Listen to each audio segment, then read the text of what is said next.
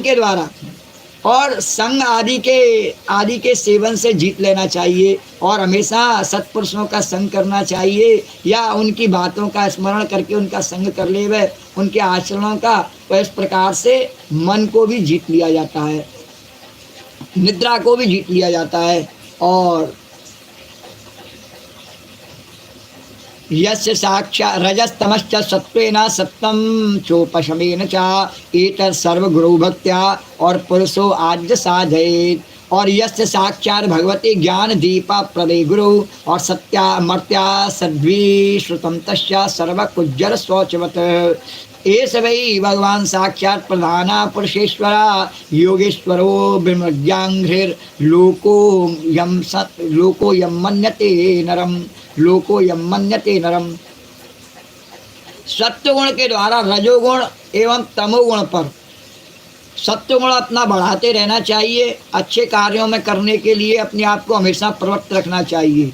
और लोभ लालच के कारण रजोगुण और दूसरों को कष्ट देने के कारण तमोगुण पर हमें ध्यान नहीं देना चाहिए। और सत्वगुण पर जब हम ध्यान देंगे सत्वगुण के कार्यों पर तो रजोगुण और तमोगुण के कार्य हमारे जीवन में से कम होते जाएंगे। इस प्रकार से सत्वगुण के द्वारा रजोगुण एवं तमोगुण को जीत लेना चाहिए और उपरति के द्वारा सत्वगुण पर विजय प्राप्त करनी चाहिए। पर आखिर में सत्वगुण को भी कैसे छोड़ना चाहिए? उपरति ये अब सुंदरकांड पढ़ने बैठे, अब पढ़ते पढ़ते याद हो गया इस पुस्तक को हटा दो उपरति, अब पुस्तक की आवश्यकता ही नहीं है।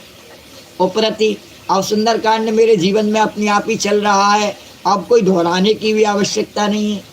बोलो द्वारकाधीश भगवान की जय। तो उपरति के द्वारा सत्वगुण पर विजय प्राप्त करनी चाहिए और श्री गुरुदेव की भक्ति के द्वारा साधक इन सभी दोषों पर सुगमता से विजय प्राप्त कर सकता है। पर इसमें संबल क्या होना चाहिए? गुरु जी का सहयोग होना चाहिए।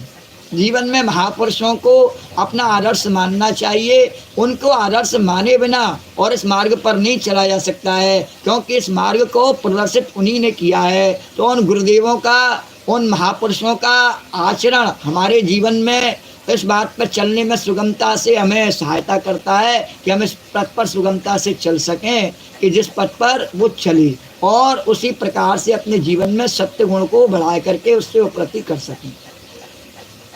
हृदय में ज्ञान का दीपक जलाने वाले गुरुदेव साक्षात भगवान ही हैं। जो दुर्बुद्धि पुरुष उन्हें मनुष्य समझता है, लोग क्या समझते हैं कि वो तो मनुष्य है, उनका जीवन तो केवल उतना ही था जैसे सामान्य मनुष्य का होता है। नहीं, उनका जीवन अनंत है। जब ध्यान करने बैठो तभी वो हमेशा हमारे साथ में है। तो उनका समस्त शास्त्र श्रवण और हाथी के स्नान के समान व्यर्थ है। जो दुर्बुद्धि पुरुष उन्हें मनुष्य समझता है, जो अपने गुरुदेव को मनुष्य समझता है कि अब वो नहीं है, ऐसा समझता है, तो उसका वो सब क्या है? शास्त्र ज्ञान जैसे हाथी का स्नान है, उसका से हाथी के स्नान के समान व्यर्थ है जिसने अपने गुरुदेव को मनुष्य मान रखा है।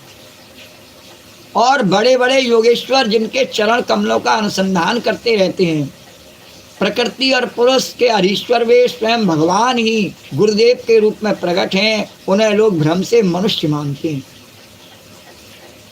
जो गुरु हैं वो कौन है? जो हमें शिक्षा देने वाले हैं, जिनके जीवन से, जिनके आचरणों से और हम अच्छे आचरणों की तरफ अग्रसर होते हैं, वो मनुष्य नहीं है, वो वास्तव में उन भगवान का ही स्वरूप हैं। तो उन्हें भगवान मान करके ही चाहे दूसरे लोग हमारा हंसी उड़ा में उपहास करें, बोले द्वारकाधीश भगवान, उससे नहीं डरना चाहिए। वो हमारे लिए भगवान ही है, क्योंकि उनकी कृपा से और हम इस पथ पर सुगमता से चलते हैं।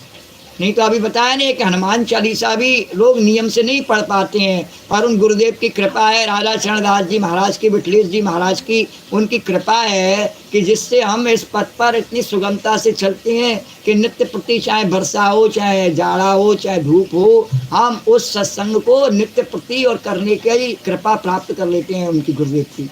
तो ये उनकी कृपा से संभव है, अपने प्रयासों से नहीं है। षड्वर्गा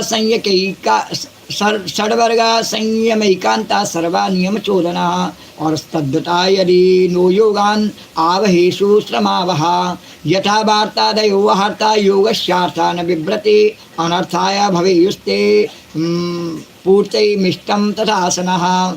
और यच्चित्ता विजये यत्ता शान्य संगो परिग्रह एको विभक्ति शरणो भिक्षुर्भिक्षामिताशनः।